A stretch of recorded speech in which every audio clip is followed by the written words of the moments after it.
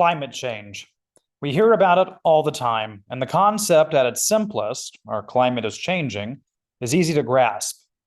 But what does climate change actually look like? Where will the impacts be most severe? What is causing climate change? And most importantly, what can we do about it? I'm Weston Twardowski, an instructor in and associate director of Rice University's Center for Environmental Studies, an associate director of Eco Studio in Rice's Sustainability Institute, and you're listening to Gulf Streams on KPFT Houston 90.1 FM, Galveston 89.5 FM, and Huntsville 89.7 FM, where we talk with leading experts and community leaders to better understand the environmental problems and potential solutions facing our community. A quick reminder that you can catch up on all Gulf Streams episodes anytime through our podcast, available on all major podcast platforms. If you enjoy the show, please like and subscribe to make sure you never miss an episode. Before we jump into our conversation, I want to remind you that KPFT Houston is currently in our August fund drive. As public radio, KPFT Houston can only exist with your support. Over 90% of our funding comes from listeners like you. If you're enjoying Gulf Streams and want to support our work, please call 713-526-KPFT and pledge a donation. You can make a one-time donation or become a monthly sustainer to support our work. In the coming weeks, Gulf Streams will feature conversations with experts on oil histories and futures, infrastructural risks and weaknesses in the face of disasters, new solar jobs, and urban sprawl, and ways to reimagine how we design our cities. If you want to become a station sustainer, ask about our memory bricks, permanent inscribed tributes to your generosity here at the studio. Call 713-526-KPFT to learn about all the unique pledge drive offerings going on this month. We're delighted to bring you important conversations about environmental and climate issues here in Houston and beyond on Gulf Streams, and can only do so with your support. So please, call 713-526-KPFT, make a one-time or sustainer donation, mention Gulf Streams, and help us keep ad-free public radio on the air here in Houston. Today, we're joined by three scientists: Dr. Sylvia Dee, assistant professor and climate scientist at Rice University, and two of her doctoral students for a Back to Basics episode all about what is climate change. Dr. Sylvia Dee, Charlie Marshall, and Kelsey Murphy, welcome to the program. Thanks for having us. Just to start us off, I'd love for you, maybe Sylvia, to start off, just introduce yourselves and your work a little bit to our listeners, but also, I mean, these are students in your lab, so I want to hear from both of you, Kelsey and Charlie, on what you're working on, but also, you know, what does this lab look like, and you know, and how does the D group come together? Yeah, so we are the Climate and Water Lab at Rice University. We focus a lot of our work on understanding how global and regional temperatures and rainfall have changed over time. We work on the past and the present to try to better understand climate change in the future. We all work on different regions and different timescales. Some of us do work going all the way back to the last ice age, 20,000 years ago. Some of us focus on more recent time periods like the 20th century or the last 1,000 years, the last millennium. And so we're really interested in understanding how climate extremes will affect human life in the future, again, focusing on heat, temperature, and rainfall risks. Kelsey and Charlie, maybe you can walk us through a little bit what you're specifically interested in and working on, and yeah, some of that long time scale you're thinking about.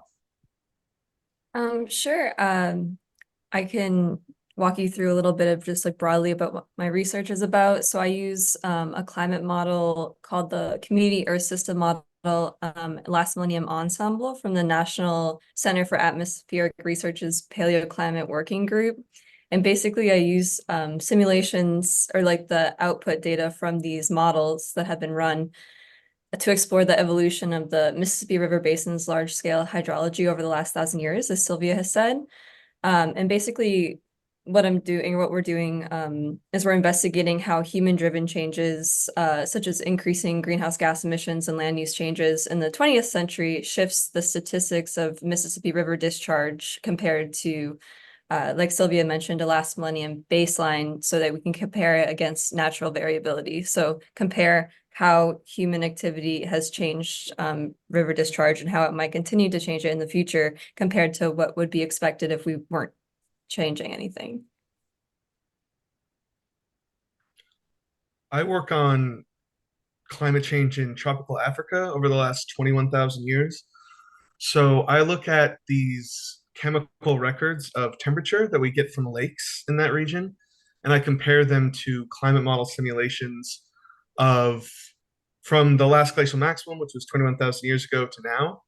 And there's some evidence that our models are underestimating temperature variability in this region, which makes us a little concerned that they might not be capturing the full range of future climate change. So we're trying to figure out why these models might not quite capture temperature in this region with hopes of improving our projections of future warming. Great. And so, I mean, for this episode, what we're really thinking through and what I'm really excited to talk to you about is just, this kind of back to basics of what is climate change. And, it's interesting to hear from all of you how you're thinking around not just the whole of the globe, but, from rivers to lakes to these different, regions and different impacts across time and really broad time scales. But I think for most listeners, probably when they think of climate change, they think of, well, Houston keeps seeming to get hotter and we keep getting worse and worse flooding. And so maybe you can walk us through just a little bit, when we're thinking of climate change, why is it important to think in terms of 20,000 years, 30,000 years, millions of years, but also, what is causing climate change? What is this that we're talking about? Well, what a long question. So I'll provide an answer to hopefully all of the parts of that question. Climate change is such an all-encompassing topic. And I think one of the reasons it can be overwhelming to think about is it is this global scale phenomenon that has cascading impacts all the way down to the neighborhood level. So if I think about how I define climate change for my students, the climate has always changed on Earth from the beginning of Earth's history billions of years ago to right up until the last tens of years when humans have really started to exact a large influence on the atmosphere and on our local environment. So it's very important from the beginning to differentiate between human-caused climate change and Earth's natural patterns of climate change. So over the timescales you mentioned, thousands of years to millions of years, Earth responds to how much energy we receive from the sun. We change the amount of energy in the atmosphere through carbon dioxide emissions from volcanism that's occurred. Explosive volcanism occurs over many millions of years, and it has changed Earth's climate dramatically. If we think about some of the changes that caused mass extinctions, hundreds of millions of years ago, we know Earth got really, really hot during those time periods as well.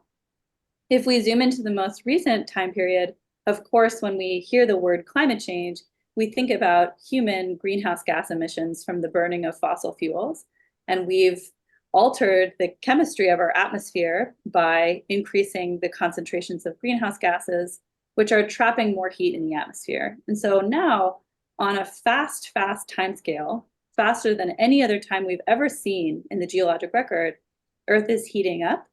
And that has consequences like increasing atmospheric temperatures, but also ocean temperatures and melting of the ice sheets and sea level rise. And going to a more regional level, as we warm up the atmosphere, it can hold more water vapor. So that's increasing the amount of rainfall in different regions worldwide.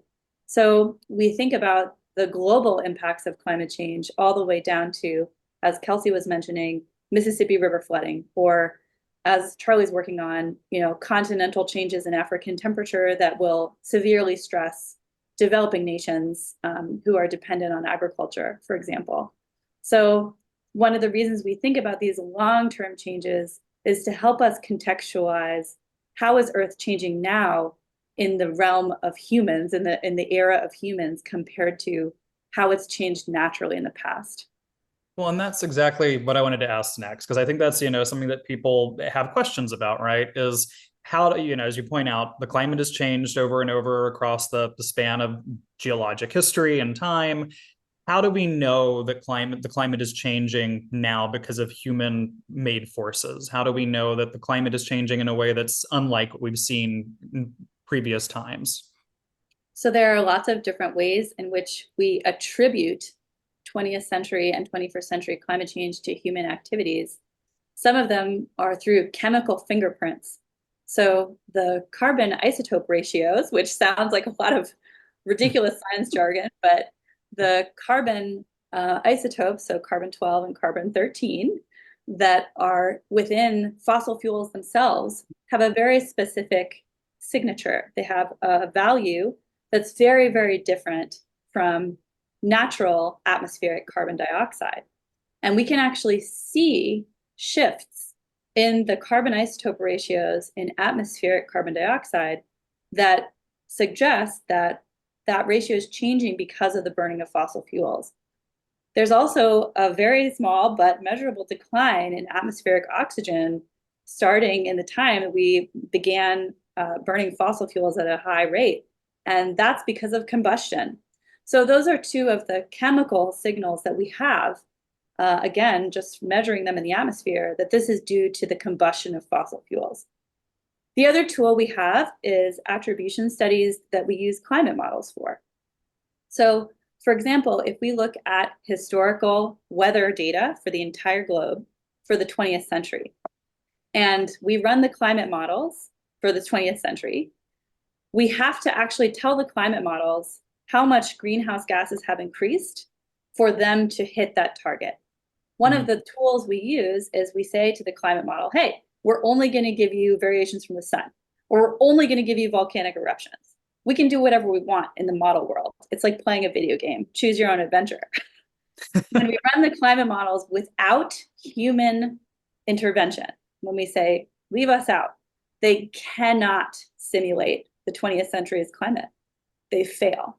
If we then add in human emissions of greenhouse gases, they almost perfectly simulate reality, what actually happened in our greenhouse world. And so in that way, we can, again, this word attribute is important. We can attribute the changes we see in atmospheric temperatures to human activities.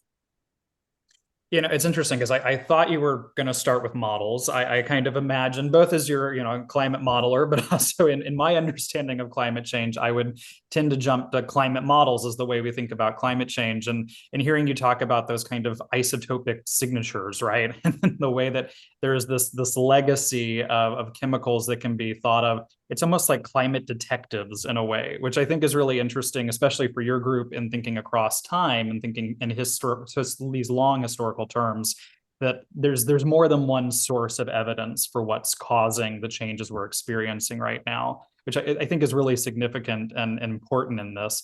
I want to go back a little bit because you've thrown out the term greenhouse gases. And I'm curious about, can you define what these greenhouse gases are for us, but probably a term that folks have also heard alongside that is the greenhouse effect. And can you walk us through a little bit what these, greenhouse gases, greenhouse effect, what is this referring to? What does this mean for us in terms of, climate change, but like, how do we understand what this is doing? So greenhouse gases are so named because they are very picky about what wavelengths of radiation they absorb. The sun heats up Earth's surface, and we then emit what's called infrared or long wave radiation back to space. We have to cool off. As that infrared radiation is emitted from Earth's surface, it encounters so-called greenhouse gases on its way out. So atmospheric constituents like carbon dioxide or methane actually absorb that outgoing radiation, and they re-radiate it out into the atmosphere and keep Earth warmer than it would be otherwise. And we call them greenhouse gases because this is the same way that a greenhouse works. Solar radiation comes in, it heats up the greenhouse, but then heat is trapped within the glass box. And so our atmosphere functions in a similar way. These greenhouse gases are trapping heat in our atmosphere and keeping Earth warmer than they would be otherwise. And you had a second question, which I fully forget. No, that was it. Yeah, that's the greenhouse effect. Those are the greenhouse gases. That's exactly it. Yeah. No, I mean, that's really significant. Where are those coming from? And you mentioned fossil fuels, but are there other sources for greenhouse gases as well? Yes, so over geologic timescales, Earth has its greenhouse gases. Again, the major ones are carbon dioxide and methane from different sources. In Earth's early history, most of our carbon dioxide came from degassing from volcanic eruptions. So as Earth was literally forming, a lot of CO2 was emitted from volcanism. Today, we still have CO2 in our atmosphere that's coming from volcanic degassing, but it's less than 0.5% of the human emissions annually. So it's a very negligible amount, and it also changes year to year because volcanic eruptions are not constant in time. So I want to get to Charlie and Kelsey in just a second and hear a little bit more about your work, and also specifically, how climate change is impacting different parts of the world, which I think it's really interesting that you're thinking about. But before we get to that, Sylvia, I just want to stay with you for one more minute to ask. I know a big part of your job is climate modeling, and I think you made it clear, that these are the ways we understand climate change is happening. These are some of the things that are causing it. What is going to happen going forward? If you can give us, the quick thing of what models are suggesting, looking back over 100 years of 20th century, 21st century data, what is the pattern that you're seeing, and what are models predicting going forward? So I'll focus on our area. Since this is a Houston radio station, we might as well be selfish. Our climate model projections have insights that will not be news to our listeners, right? We are seeing that atmospheric temperatures will rise. We know that extreme precipitation events, so the really, really heavy precipitation events, are likely to increase in terms of the total amount of water that falls on the ground in those events. In this particular region, we're also concerned about sea level rise and storm surge, as well as tropical cyclones and storms. So along the Gulf Coast, one of the key climate risks that we study and that we look at in future model projections is the intensity and the raininess of hurricanes. Because the oceans are heating up in the Gulf of Mexico, for example, we know that the energy extracted from the upper ocean in a hurricane causes there to be higher wind speeds with hotter ocean temperatures. So unfortunately, we can expect there to be more intense storms, rainier storms, and hotter temperatures moving into the 21st century.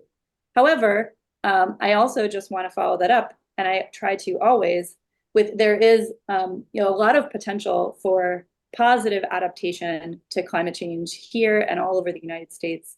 We're seeing really innovative solutions for carbon capture and storage.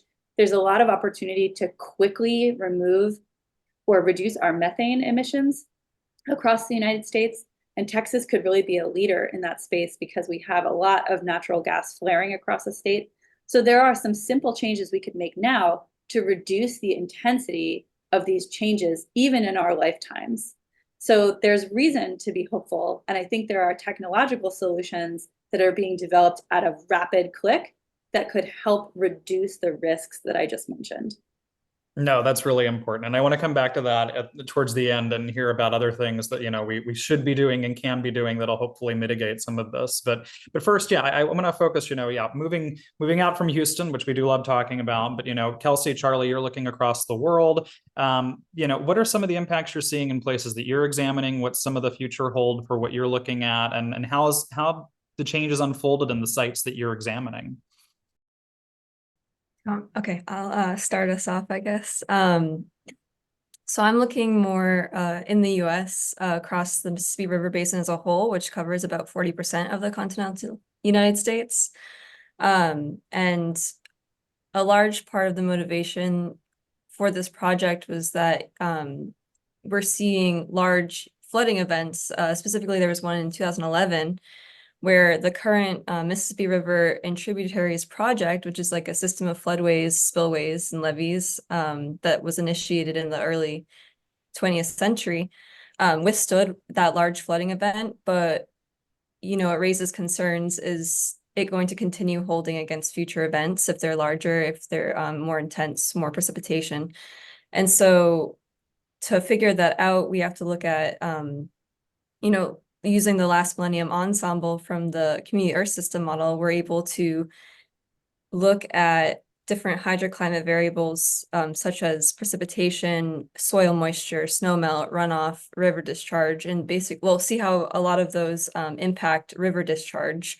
Then we can compare the average over the pre-industrial, or sorry, like before the Industrial Revolution. So around 1850 is like the cutoff that I use. So anywhere from, the year 1000 to 1850, and then comparing that to the 20th century, so like 1900 to 2000.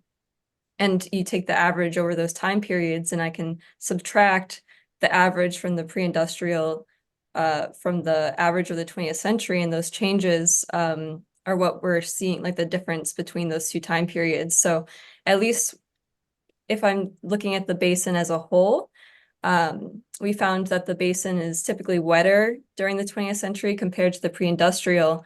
However, when you look at the 21st century, it's actually shifting toward more drier conditions, despite there being an increase in precipitation. But I do want to highlight that we're only looking at one model. And so this model isn't, we're not predicting the future. It's just a tool that allows us to see what are like the minimum and like maximum probability, I guess, that could happen. Like we want to be able to inform, say, like the Army Corps of Engineers of what are the flooding risks for the future. Sorry, still working on how to explain that the best, but yeah. So I mean, the Army Corps needs all the help they can get. That's good. Yeah, but so basically we found that a big thing, a reason that we're using the specific model is because I think Sylvia might have mentioned it before, but with these models, you can actually look at different, they're called climate forcings, but basically to simplify it, we're comparing how these hydroclimate variables, like I said, like precipitation, soil moisture, respond to specific changes, say in greenhouse gas emissions, compared to how they change in response to land use changes. And then you can compare which of these have like the largest changes in response to those forcings. So at least for the Mississippi River in the 20th century, we found that land use, land cover changes have like a big role in the hydroclimate response that we've seen. However, greenhouse gas emissions might win out in the 21st century. I think that's still something that we're working on trying to figure out. Well, and I think something that I want to jump back to the fact that you mentioned, you're only using one model. For listeners, I think you've made clear there's a lot of factors to go into that model. It's a big kind of task to model out these things, but also does show the importance of, it's not just you working on this issue. There are folks working on climate change modeling, of course, around the world. But even the Mississippi River, I can think of really great resources at LSU focused on, really large warehouses dedicated to modeling out various river climate issues. But it demonstrates, the need for attention globally and the need for research and for different people to be thinking about these issues in different settings, because it is hugely complex and the factors are constantly changing. So I'm glad that you actually highlight that need for continual research. Charlie, yes. Sorry. I was gonna say, and I kind of was just saying what the overall basin response was, but if you start to look at, the individual tributaries, like the Ohio River Basin, Upper Mississippi, Lower Mississippi, they all have different responses. So it can get quite complex. Yeah. Charlie, do you want to jump in and tell us a little about what you've been up to? Sure. So the climate change projections for Africa are somewhat bleak. It's projected currently to warm more than any other continent, which is bad on its own, but it's also a serious climate justice issue because, in general, Africa has contributed the least of any continent to the Earth's greenhouse gas budget. They've emitted. Because actually, that was my next question for you. Sorry. Can you just tell us what you mean by climate justice? It's a term we've used on the show before as well, but I'd love a definition of what climate justice is. Sure, I don't know that I'm the best person to give a great definition of that, but to me, climate justice is about how climate change will impact communities that have historically been marginalized and oppressed in other ways. So in the Houston area, a big part of that is air pollution tends to congregate in very poor neighborhoods that are not emitting most of the air pollution, but because of historical practices like redlining and other injustices, they tend to be in places that are like low ground, so flooding and air pollution congregates there.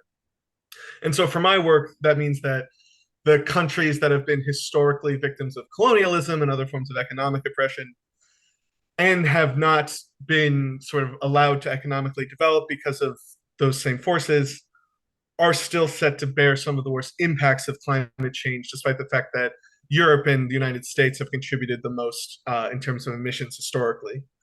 No, I think that's a spot on definition. And yeah, I think a big thing, to take away there is just that those who've contributed least are often impacted most. And so, I mean, I think that's really important to consider, which, brings us into larger conversations about fund allocation and research priorities. And so I wanted to highlight that significance. But okay, sorry, let's get back into what you're actually looking at and some of those implications for Africa.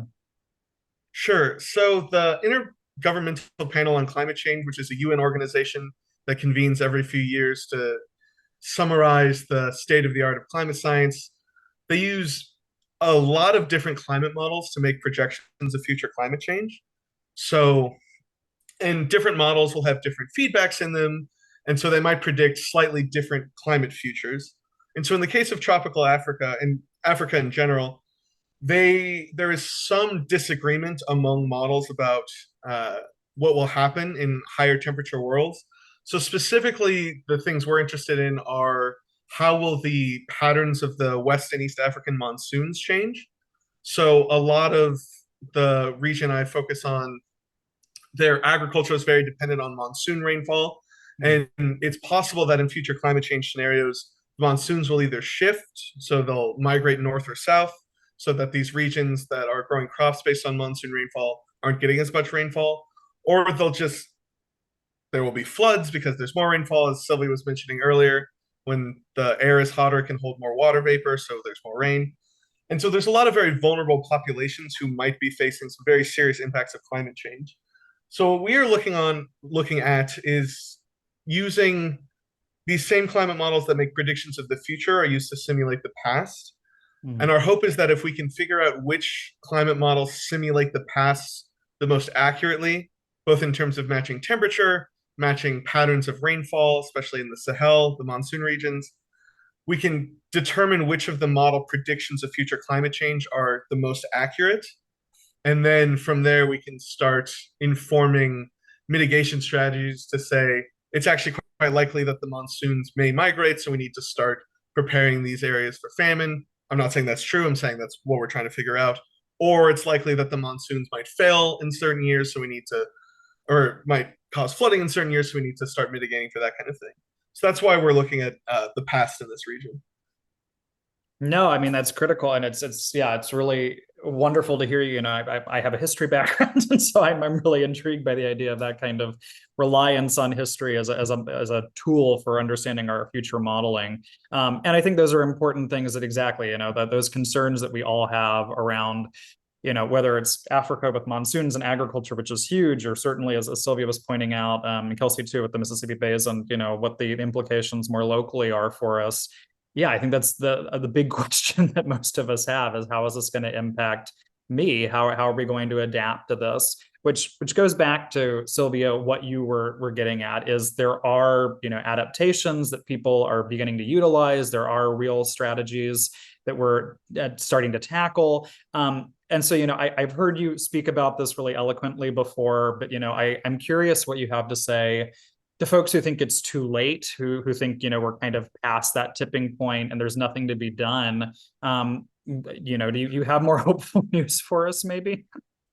Yes. So I feel very strongly that the doom and gloom messaging about climate change that sort of pervades the last 10 years is not accurate. And there's a couple reasons for that. Number one, we've seen society respond to catastrophic scientific challenges in a matter of years in the past. So, I mean, I can give the very recent example of COVID. We developed a vaccine that saved, billions maybe of lives in a matter of years. And imagine if we devoted that same brain power to fixing the problems we have with climate change. It's in some ways less daunting if we put it up against a public health crisis, but that is not to say that climate change is not a public health crisis. So one of the things I do wonder about is how can we better motivate our entire global society, but even just starting here in Texas, to see this problem as an urgent health problem, as an urgent bipartisan political issue. So that being said, there are many things we can do now that will diminish the impacts of climate change. And there's two ways to think about it. One is reducing the intensity of global warming by reducing greenhouse gas emissions. So as fast as we can, reducing methane emissions and reducing carbon dioxide emissions will slow and diminish the impacts of atmospheric heating. So that's sort of a top-down approach. But the other option is to adapt to, as you said, what we sort of know is coming. So because of the residence time, or the amount of time that carbon dioxide stays in the atmosphere once we emit it, once we burn fossil fuels, unfortunately, carbon dioxide is in the atmosphere for 400 years once it's up there. The good news is that methane has a much shorter lifetime of about 20 to 30 years. So methane, if we reduced methane emissions now, we get a bang for our buck in, a couple decades. And that's really important because methane is a stronger greenhouse gas than CO2. If we look just at carbon dioxide, again, the faster we can reduce emissions, the better. But for the amount of increases in temperature and rainfall that we are committed to, we can think about everything from neighborhood to statewide to national to global level adaptations. So we have to start thinking about how do we move communities at the coastline out of harm's way? How do we think about making the city of Houston safer now? Where are our cooling centers? I really loved the coverage on NPR here in Houston about the hot bus stops. I think that was like an easy example that people could really relate to about places in our city that don't have shade.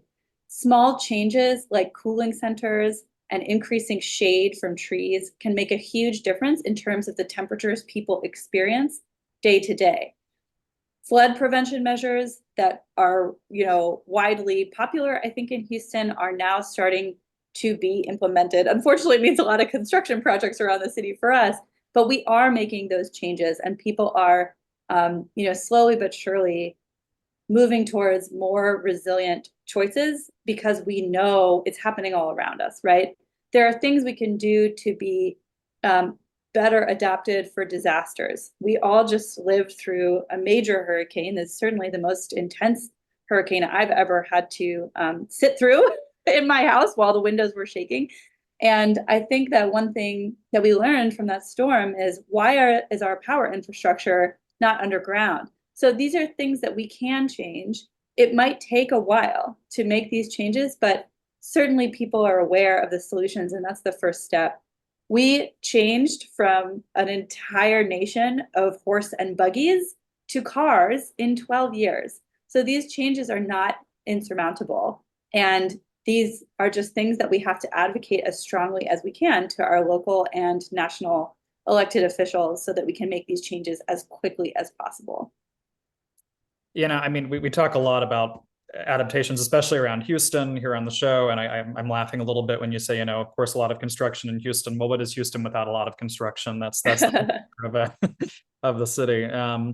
But I think, something that in talking with all three of you that comes to mind for me, and I am going to lean into my history background here, but, I think you're all pointing at the fact that humans have been remarkably adaptable throughout our history. Yes, it's a short history compared to geologic time, but we have changed and adapted and migrated and confronted changing climates throughout our existence on this planet. It's something that I think we will continue to do. Sylvia, in particular, of course, there's a number of these kind of mitigation strategies you're articulating. But to go back to that bigger piece of methane and carbon dioxide, what are the really critical steps that we need to take globally, not just here or anywhere else, but really thinking around the world to get that bang for the buck on methane, but also to reduce carbon dioxide, and thinking in, you've prompted us to think in longer time spans than most Americans are comfortable with, as we like to think in kind of 2 and 4 year cycles. But if we're thinking of decades, if we're thinking of centuries, what are some of those steps we need to take to reduce those emissions globally? Put simply, the largest sources of our greenhouse gas emissions are electricity production, industrial emissions, and industrial agriculture. And there's a large misconception in the American public that if we all turn our lights off and conserve energy, that somehow we'll fix climate change. That's completely wrong, because if you look at the data, 75% of global emissions come from 100 corporations. And so the onus of reducing carbon emissions has to be driven by those corporations, and probably through pushes from the policy side. And in terms of what needs to change, we need to transition to renewable energy as fast as we can. There are challenges with that. For example, you'll look, driving around the United States, you'll see power lines. Those power lines are all connected to fossil fuel electricity production. And in order to green up our grid, we need to retrofit our entire electricity transmission infrastructure in this country and in every country around the world. So thinking about the problems holistically, about the infrastructure changes that are needed, and the scale and the cost of those changes urgently needs to be addressed. We need to do it, like I said, as fast as possible, but there are ways we can be smart about it. For example, maybe you retrofit a coal-fired power plant with a solar farm, so you don't have to move any of the power infrastructure. We need to be smart about where we put our renewable energy infrastructure. So for example, you shouldn't build a wind farm where it's not windy. We need to start thinking about these problems and transitioning our current electricity production infrastructure to all renewables. I like to tell people that more sunlight reaches Earth in 1 hour than our entire global civilization uses in an entire year. And so just upscaling our ability to capture that free energy is what is needed, because the bottom line is we just cannot keep relying on fossil fuels.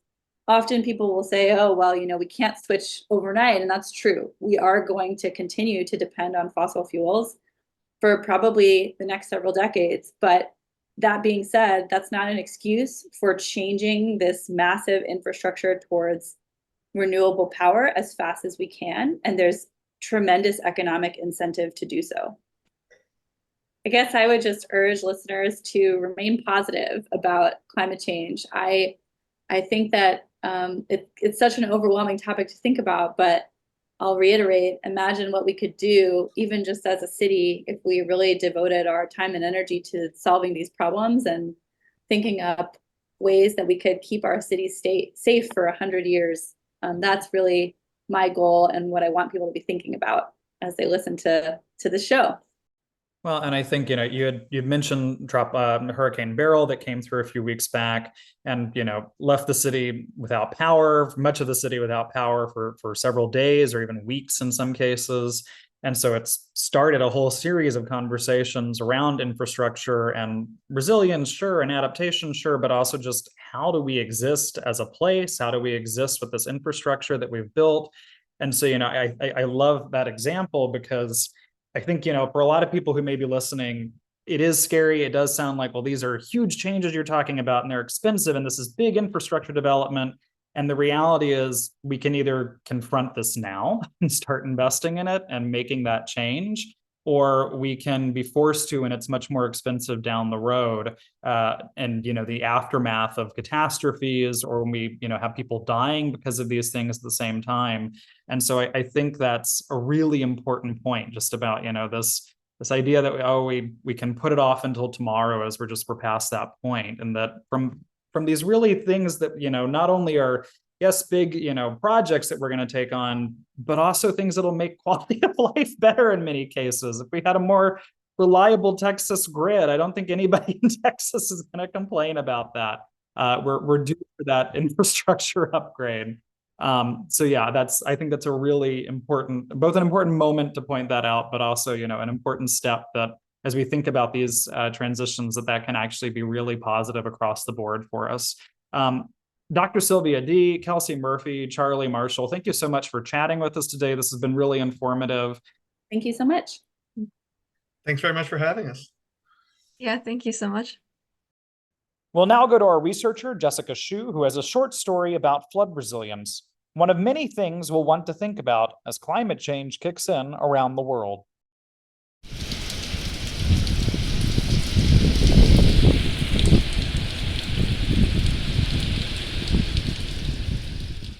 Hurricane Beryl hit the Texas coast near Galveston early Monday, July 8th, as a Category 1 storm with wind speeds nearing 80 miles per hour.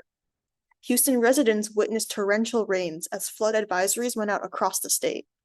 Just days prior, communities across the Caribbean were devastated by the then Category 5 storm from the Atlantic, driven by increasingly warm ocean waters. As Houston recovers from the impact of Hurricane Beryl, it's crucial to reflect on the flooding challenges communities worldwide face. Understanding how they adapt to floods exacerbated by a warming climate can guide our own efforts right here on the Gulf Coast. This is Jessica, one of the researchers here at Gulfstreams. I'm excited to introduce a new series focused on flood resilience strategies and adaptations used by communities around the United States and the world. Flooding is the most costly natural disaster for the United States and affects states across the country, from California to Oklahoma to New Jersey. Weather events from heavy rain to melting snow to coastal hurricanes can flood wide swaths of vulnerable regions. 2 feet of water can move entire cars, and half a foot of water that is rapidly moving could even upend a person standing upright. Flash floods, which happen suddenly as a result of rain, are incredibly dangerous. Mosquitoes can also breed in water left from flooding. Warm weather in Texas and in Harris County speeds up the rate at which mosquitoes breed, meaning an increased probability that residents will face not only irritating bites, but also a higher risk of contracting West Nile virus, Zika virus, and even dengue and malaria. What exactly makes a community flood resilient? Flood resilience refers to minimizing damage before, during, and after floods. It ensures that flood recovery is less costly and allows communities to recover more quickly. Flood defenses need to act as an efficient immune system does. Physical barriers prevent water from rushing into the city. Early detection systems allow residents to have sufficient time to evacuate and for safeguards to come into effect. Learning from past disasters builds our immunity and allows us to better adapt to future threats. This approach also safeguards water resources in the long term. Flood resilience helps communities coexist with flooding events by implementing various mitigation strategies to reduce risk and exposure to dangerous floodwaters, and enhancing the community's capability to respond to flood events. Water utilities also need mitigation measures and an emergency response plan in the event of flooding, which requires federal funds and conscious private investment. Houston is no stranger to the life-changing impacts of hurricanes. The Galveston hurricane of 1900 was and remains the most deadly hurricane on record in the country. Then came Hurricanes Rita and Ike. Hurricane Harvey hit Houston in late August 2017, with flooding affecting nearly 5 million residents of Harris County and making numerous roads unusable. Some areas got hit with 4 feet of rain. Houston lacks laws regulating development and zoning, meaning that many residents now live in areas that are vulnerable to flooding. Homes are not required to be elevated above ground, which is made of coastal plain, a type of soil that cannot effectively absorb water. The city of Houston in 2020 created a Resilient Houston strategy. But the history of flood control in Houston goes further back than this decade. The first flood control task force was formed in 1973 and involved into the Community Flood Resilience Task Force in 2020. The task force is composed of 17 individuals, whose backgrounds and experience represent the diverse communities across Harris County. Their work emphasizes that future flood resilience efforts should not only take into account strategies used to combat flooding in the past, but also incorporate the insights of traditionally underrepresented communities in the drive to develop nature-based solutions, take into account disparities in public health outcomes, and ensure equitable access to resources. A hallmark of their work is the 2050 Flood Resilience Plan, which further highlights the need to communicate effectively with community members and create trust for those affected by flooding. One part of this is communicating how the 2018 flood bond can aid in flood planning, as well as how other federal and local initiatives take place. The task force proposes various mitigation strategies, from county-scale channel modifications and habitat restoration to the community and local level initiatives such as rain gardens and green streets. Residents of Houston likely live near some sort of physical protective measure, and these include reservoirs such as the Addicks and Barker dams, with sets of gates that water moves through into Buffalo Bayou. Water is held in the dams when the gates are closed, and overtopping remains an issue when water spills over the gates during intense flooding. Dams can even fail as their structures break apart under stress. Another type of defense measure, bayous, are expanded river channels that play a crucial role in flood control in Houston. Bayous consist of the original river, which is expanded by human forces, and it also incorporates numerous dug channels for water to pass through under and above ground. Work is still being done to maintain the water's cleanliness, and more work needs to be done to protect areas like prairies and wetlands, which can absorb significant amounts of floodwater that developed and concrete paved areas cannot. Another strategy that is seriously considered for future efforts to fight destructive flooding is seawalls. After the 1900 Galveston hurricane, a 10-mile-long concrete seawall was constructed to prevent storm surges from reaching Galveston communities inland. Yet, it remains too short to protect all areas of the bay that are exposed to storm surge. The U.S. Army Corps of Engineers proposes that a ring barrier fully surround Galveston Bay, funded by nearly $30 million. Named for the Category 4 Hurricane Ike, which devastated Galveston and Houston in 2008, the Ike Dike project is intended to protect these cities. Construction for the Ike Dike skipped in on a yearly defense bill that Congress passed in 2022. Its over $30 billion price tag for a 2-decade-long project will result in enormous 2-mile-wide gates that can open and close to passing ships, anchored among seawalls spanning 50 miles along the bay. Nevertheless, critics say the Ike Dike will not prevent massive quantities of rain dumping inland, which causes flash flooding. The dike may also not be prepared for increasingly extreme weather events compared to the likes of Ike and Harvey, as the planet's atmosphere continues to warm. Another type of adaptation, which is common in Fort Bend County west of Houston, for one, is levees, mounds of dirt that prevent overtopping of the Brazos River, for example. In Fort Bend County, they number nearly 24. Local officials urge that they be heightened, as disastrous flooding within the levee area can threaten resident safety. The average levee in the United States is nearly 60 years old, and levees can fail, such as in Louisiana during Hurricane Katrina, most notably.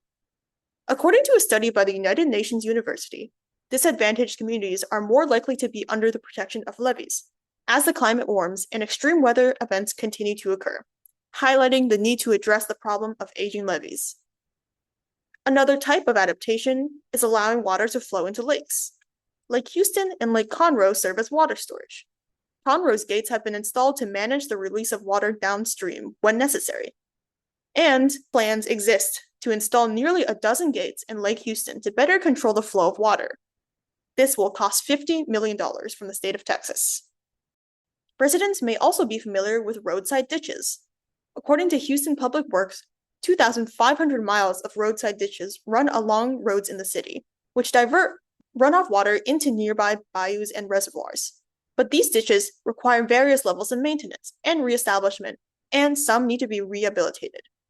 In 2023, the city of Houston, instead of property owners, became responsible for inspecting the health of drainage ditches. But there are two types of ditches, open ditch and curb gutter systems, and they are unequally distributed through low and high-income neighborhoods, which can place more burden on residents in certain areas to frequently perform maintenance. All in all, along the Gulf Coast, innovative solutions are put in place to lower the overall effects of flooding.